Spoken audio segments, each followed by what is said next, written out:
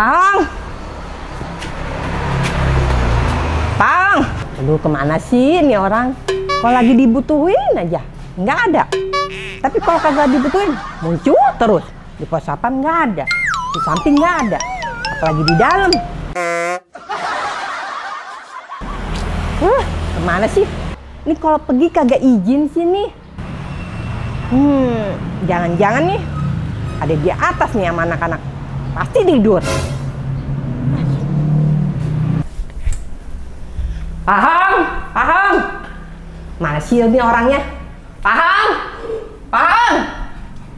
Apaan sih, Nya? Aduh, Ibu Neng. Dicariin, ternyata dari kamar mandi.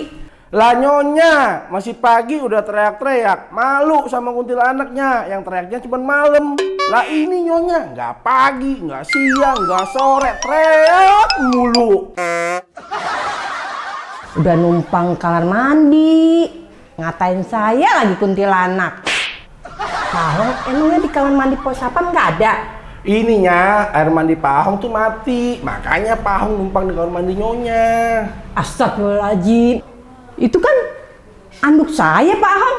Lah Nyonya, salah siapa anduk di kamar mandi? Ya Pahong pakai deh.